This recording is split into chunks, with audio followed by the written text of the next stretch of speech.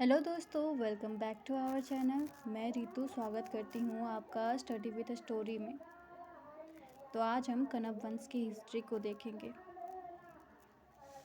यह कहानी है एक ऐसे वंश की जिसने भारत के इतिहास में अपना नाम दर्ज तो करवाया, लेकिन समय की धुंध में खो भी गया।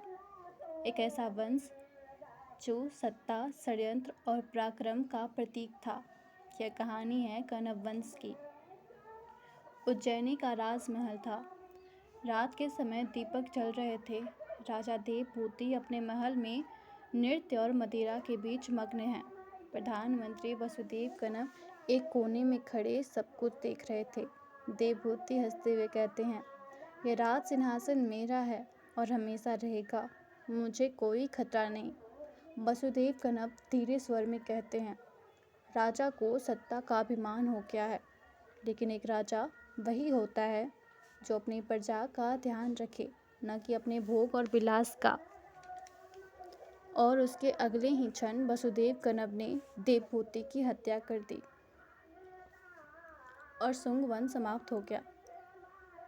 राज्य के नए सम्राट वसुदेव कण्व वंश की शुरुआत किए। कण्व वंश का शुरुआत 73 ईसा पूर्व में शुरू हुआ।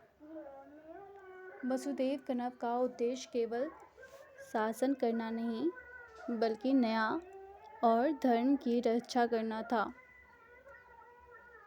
वसुदेव कण्व हिंदू धर्म को मानते हैं और उनकी भाषा संस्कृत थी। उन्होंने अपनी राजधानी पाटलिपुत्र बनाई थी। इसी तरीके से वसुदेव कण्व ने 73 ईसा पूर्व से 64 ईसा पूर्व तक शासन किया। उनके बाद गद्दी पर भूमिपुत्र कण्व और अंतिम शासक सुशर्मन गद्दी पर बैठे। सुशर्मन, जो कि अंतिम सम्राट थे कण्व वंश के, उनके समकालीन सातवाहन सम्राट सिमुक थे। सातवाहन सम्राट सिमुक ने सुशर्मन के आगे एक प्रस्ताव रखा